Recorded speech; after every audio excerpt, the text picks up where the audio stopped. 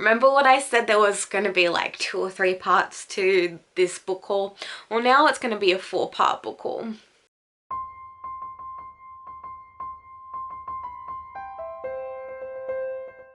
Hello and welcome! I filmed like a video. I filmed another video like 2 minutes ago and I quickly like transferred the footage off of the SD card because I realized I needed to do another haul. There aren't as many books in this haul, but I realized that besides being in another lockdown, I think it's like lockdown 6 now, and it's been extended. And each time we've stopped a lockdown, we've been out for a week or 2 and then gone back into the lockdown. So it's not been a great place to be in, geographically, mentally, physically stuck in the house. So yes, book buying has been a real coping mechanism for me. And also it's been partly for the economy. Like, I am a casual.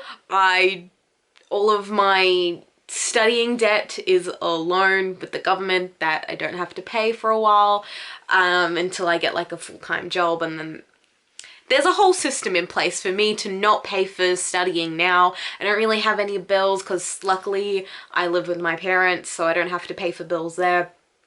So I'm kind of building up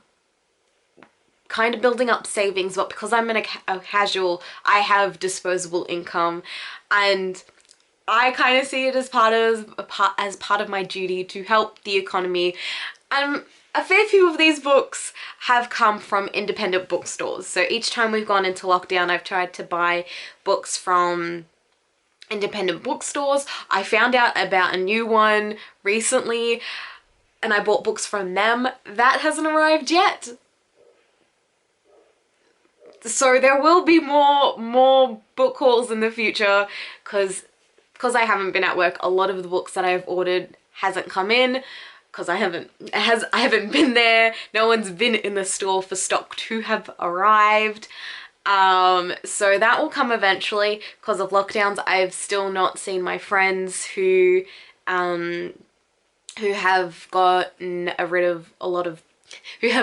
fair few of their books because they've moved houses and have offered me to take some of their books. So I've not seen them yet. So my secondhand bookstore, secondhand bookstore? I wish I had a bookstore of my own. No, my secondhand book haul will come eventually at some point. There will be probably a, so there's going to be a part 4 eventually when a lot of the books that I've ordered in at work have come in, when a few more book packages have come in. I've spent 3 minutes trying to explain myself. Basically, I've just had all of my books to haul in boxes here, and what I was trying to say is part of me feeling unsettled is because I haven't put these on the shelf. Going to over-explain myself even more. Part of the reason is because we were going to get the carpets changed, so I needed to pack all of the books up. I had to take everything in this room out to get the carpets in here changed because we're going to change the whole carpets, but because of lockdown we can't do that. But I'm sick of having these boxes here and having the space cluttered. The other reason why I've been keeping it in the boxes is to remember which books are new and to haul, because I knew that I would be doing another haul video. So I'm gonna haul them now and get them out of these boxes because it's bothering me. I'm gonna get as many as I can on the shelves. My shelves are pretty packed tight, but my sister moved out recently, so some of her books are gone. I'm just going to do a massive organization of these shelves at some point, even though I do have to pack them up whenever we change carpets. Now let's get into this. before I get into it and before I forget, because I don't remember if I mentioned in the last one, in the description box below I will be adding some links for some donations. Only if you can donate. These are Australian ones that I will be linking. If I find any American ones as well, I'll put not just American. If I can find any good ones around to put in, I'll put in, but I'll try not to clutter the description box too much. So ones that I definitely know I'll be adding is the Indigenous Literary Fund, where this organization provides books to Indigenous communities that don't always get attention from the government when they should. So they provide books to these communities, to the kids in these communities. What else did I put in my last one? I know that Dimmicks has a donation for kids in rural communities, but I don't know if they have a focus on Indigenous kids, which I personally find more of an issue. I maybe will put in the Dimmicks ones. There is another one that I have donated to in the past, where this organization helps provide scholarships to First Nations kids to go to schooling. I want to say prestigious schools, not just like public schools, but I don't know what else to call them without being outright rude, because I have a whole complex around private schools. There we go, private schools. Anyway, they help get First Nations kids to these schools so they get the best education possible, because a lot of the times public schools get bad funding. They sometimes provide bad education, especially the further out from cities you go. That's going to be the case. On with the book haul. It's 7 minutes in. I hold these in, I unboxed them. I opened my book mail in a in my lockdown vlog, my last lockdown vlog that's not edited and uploaded yet. Maybe by the time I edit and upload this one, I unboxed these. These came from Readings, Bookstore, Bookshop, one of the two. They're a big independent chain, but they have won Australia's Independent Bookstore of the Year multiple times. So these are essays written on different topics. This one is called Enough is Enough, about racism in the Parliament House, or just respect in the Parliament House. I think it's just like racism, sexism, whatnot in the Australian government. Fun. This one's called Our National Shame, Violence Against Women. That one also has a focus on in Parliament House. No, just in general. This one is Power and Consent. Oh, Enough is Enough is, no, sexism in the workplace, in the government. In Parliament. Power and Consent is about sexual abuse against women again, sexual harassment, whatnot. Respect is about racism and sexism and all of that. So Monash University Publishing looks like they have like a whole collection of essays, and I kind of do want all of them eventually. Kevin Rudd has one, I think, and that would be amazing to read, I reckon. And I bought that because there was an online book event that just an online event I attended to. Alright, continuing. Bone Cryer's War by Catherine Purdy. I think this was an impulse book buy at my bookstore. Because I've been meaning to get this forever, and I think the only place I could find it was on Amazon, and it was hardcover, I think, so it was a little expensive, and I don't really like hardcovers because I just find them really hard to hold. Yeah, and like this one's quite floppy, so that's good. Yeah, it came in our bookstore and I was like, I can finally get it and not get it from Amazon. The Passing Playbook by Isaac Fitzsimmons. Oh my god.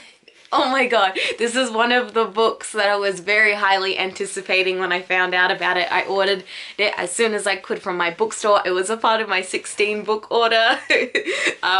Which I think I'm pretty sure I mentioned in my last haul. Oh my gosh, I have read it. I have read it. It is so good. I loved it so much. It made me realize that I didn't hate YA contemporary because I thought I was starting to grow up from YA contemporary because I just, I don't really relate to teenagers anymore, and that's fair enough because I'm getting into my 20s now and teenagers just seem so young and immature sometimes. But this was so sweet and tender. And I don't really like sport. I don't participate in sport. I don't know much about sport, and this has soccer in it, but somehow I was just like, damn, I remember those days in primary school where they forced us to play a sport, and soccer was one of the sports I played, and I was defense, but I was like, we weren't really taught soccer. We were just like, here's what you do, just stay here, kick it this way. Anyway, this was so good. It was so good. And I'm just so happy there wasn't really a forced coming out sort of stuff. Not that a forced coming out is not acceptable in YA. Just for me, it makes me too anxious. And I think that's something that's held me back from reading a lot more queer books. Not that I haven't read queer books, but it just kind of makes me uncomfortable, all of those forced coming outs, because that's just a personally me thing. Next one is Sorryland by Rivers Solomon, recommended by Sage from Sage Age or Sage Reads. I don't think they go by Sage Reads anywhere anymore. But yeah, thank you, Sage. I bought it. I bought so many of Sage's recommendations. And I think at some point I will be doing a Sage Age reading vlog. Oh, that's pretty. I like the American version of the cover more. It's not to say that I dislike this one, I just like the other one better, but I can't even remember what the other one looks like. I just know that I like the other one better. Oh, I didn't even realize that it's... Is it a B format? That's not a B format. That's a real... Is it a trade paperback size? I think this is trade paperback. The things you start to learn in a bookstore kind of... It kind of gets to me. Alrighty. Stacking up here. Another Sage recommendation. Freshwater by Akoiki Emezi. I don't remember how to say the memoir. Diacanthuron? Diacanthuron? I think it's Diacanthuron. The British way to say it? I am completely unsure now. Yes, so I have that one ordered in at work. I think it comes out in September maybe, or maybe it was supposed to come out this month. I don't remember. Not at the bookstore to know. Andrea. Penguin Stories, I think that's her channel name. Yeah, during one of the read-ins, I think that Sage hosts on their Discord, a part of their Patreon, Andrea mentioned that freshwater's mentioned a fair bit in Dear Sonthorn.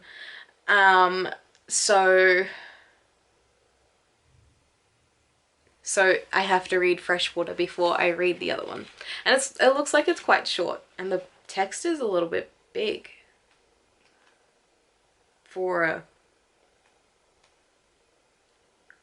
an adult. For adult general fiction. There we go, finally got the words out. So yeah, I've got that one there.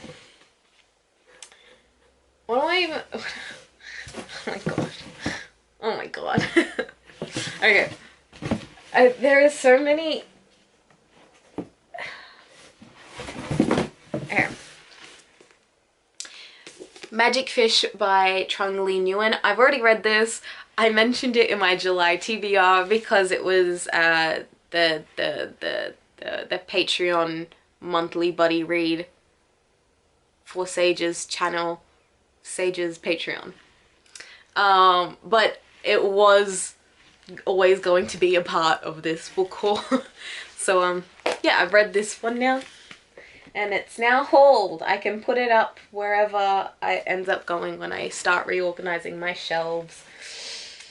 Oh, okay. Oh, I am out of breath, but there are a few books go. 1, 2, 3, 4, 5, 6, 7, 8, 9, 10, 11, 12, 13, 14 to go. We've already talked about 1, 2, 3, 4, 5, 6, 7, 8, 9. Can anyone do the maths for me? 9 and 14, is that 23?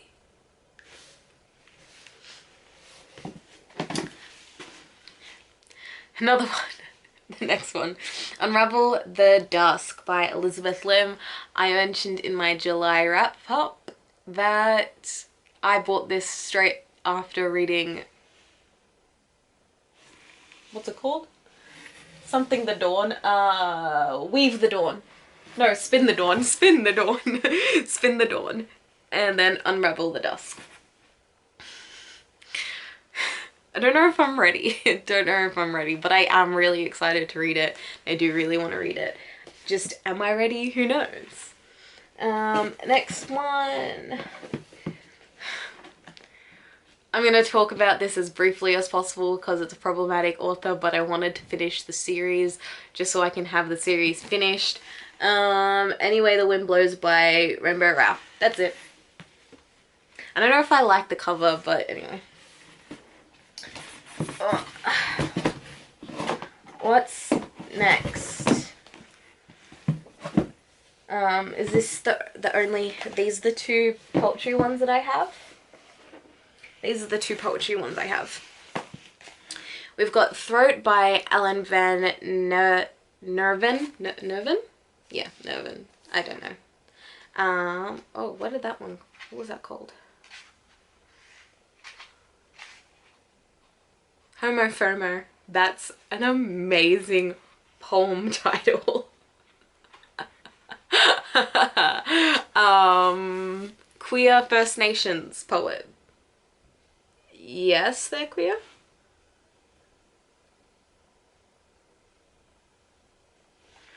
Let me quickly check.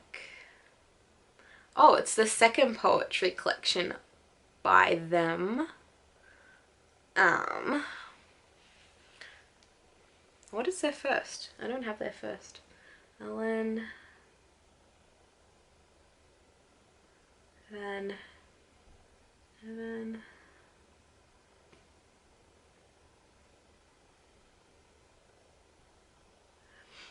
They are queer.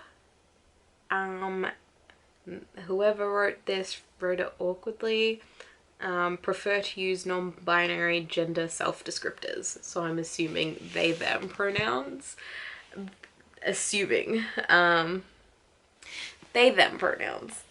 Yeah, they're queer. There we go. That's one poetry collection. The second one is Trigger Warning by Maria Takalander. Look at this cover. I just love that it's like bright pink. I mean, these poetry collections shouldn't take me too long. It's just, I just don't read them. I'm gonna stop the camera and start it again before it cuts out on me while mid-sentence. Alrighty, so the next one. I apologize in advance for this one. Next book is Ace of Spades by Faride Abike Imide.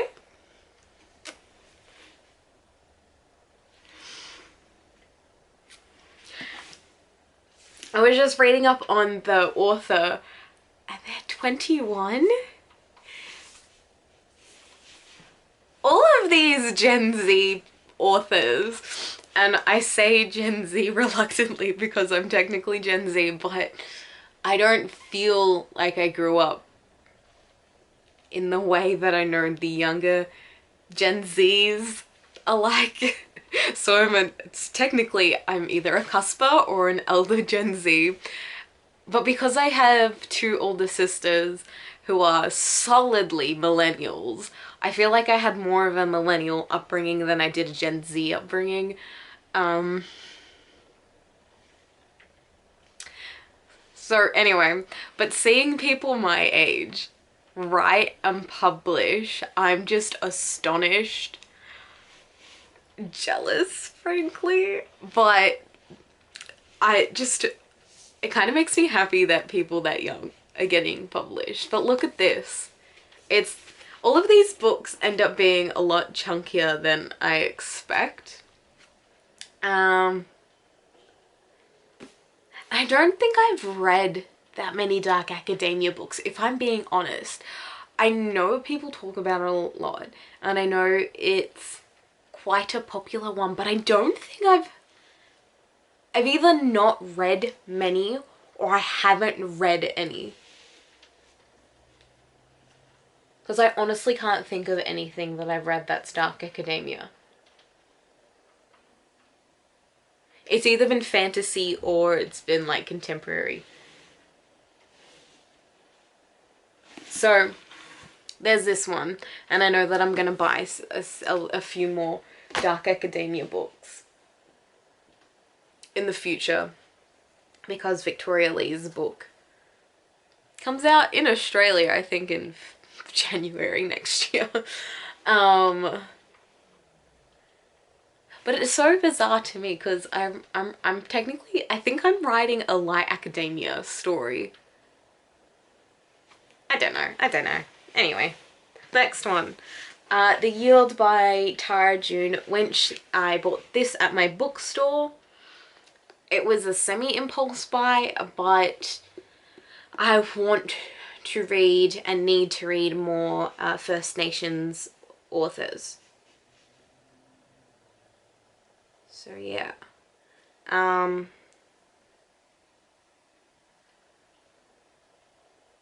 A reclaiming of Indigenous language, storytelling and identity. Sounds very interesting. That is some choice.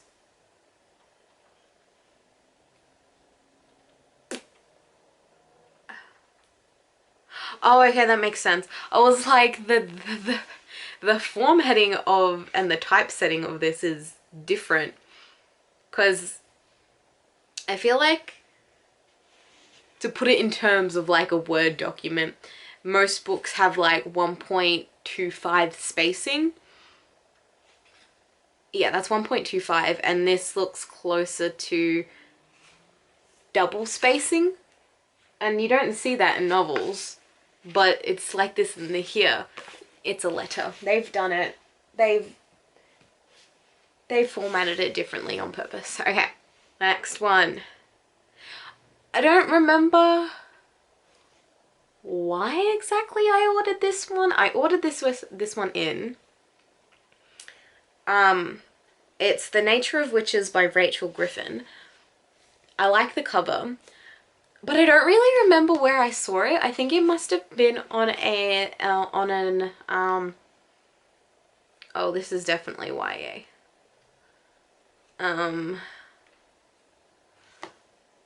I think I saw it in an upcoming releases queer, a queer, upcoming queer releases. Yeah? Yeah, that. Worded poorly, but yeah, that. So I think that's why I got it. I don't remember. I do not remember the blurb. It's about witches. But I can't tell if I'm having luck with witch stories as of late. I can't tell.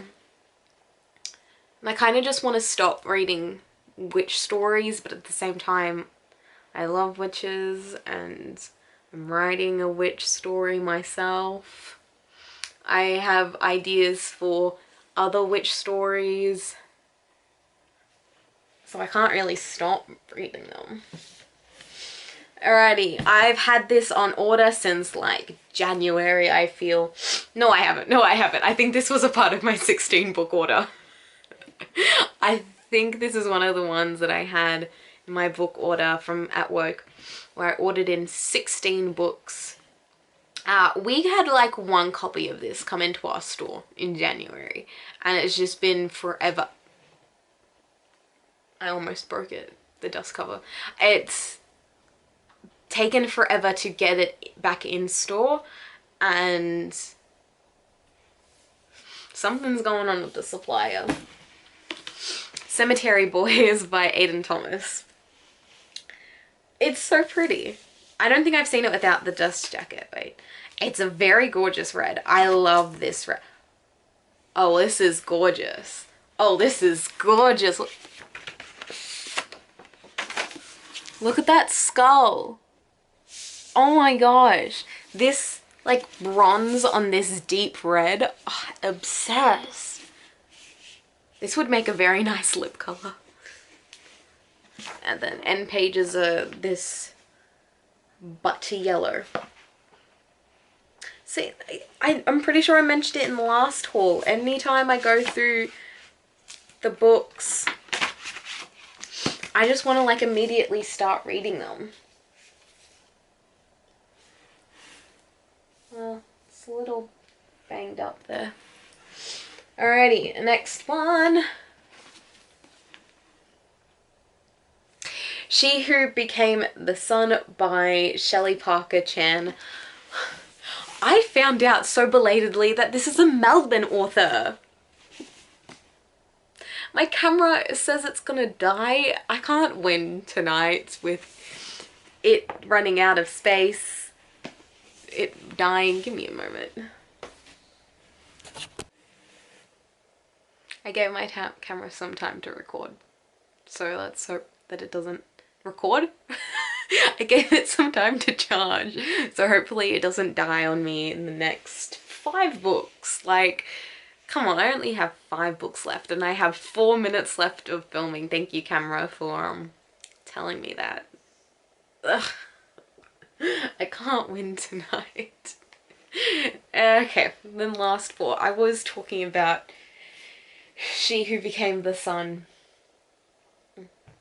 but I don't have time to ramble on about it as much as I probably would like to. I'm just gonna get to the last 5. Okay.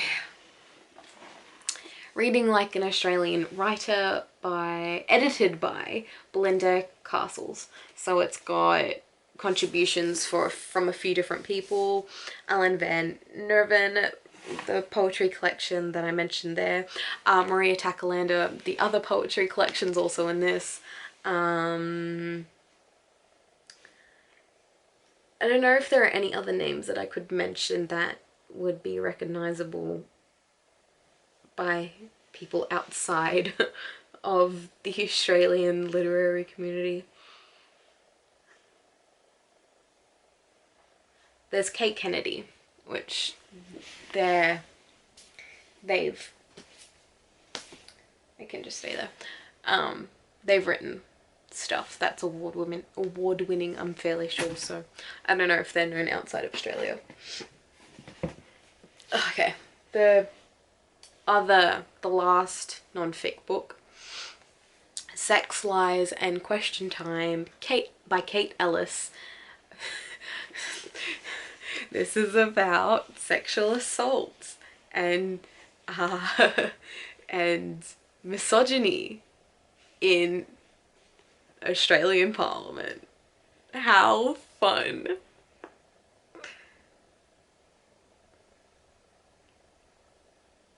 It's depressing. It's fucking upsetting just how much it happens and how much reading there is. But it looks like my PhD is gonna be partly on the misogyny and sexual assault in the Australian Parliament, linking that to Greek mythology. So I'm gonna be doing all of that reading. Okay, 3 more, 2 minutes to go. This is my last book purchase that has arrived, I think, from an independent bookstore, Brunswick Bound. Why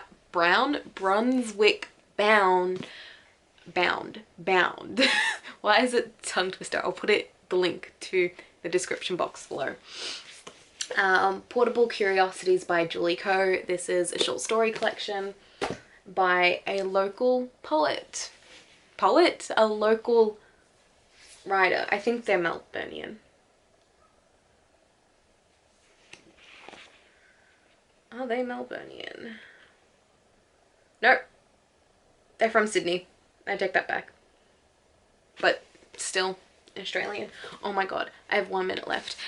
This is Sexy Tales of Paleontology by Patrick Linton, also a short story collection. This is independently published in Melbourne, so that one's exciting. The last one, The 100 by Cass Morgan. Oh my gosh, I really had to make it quick at the end there. Thank you for watching part 2 of this book haul. I think it is like 24, 23 books.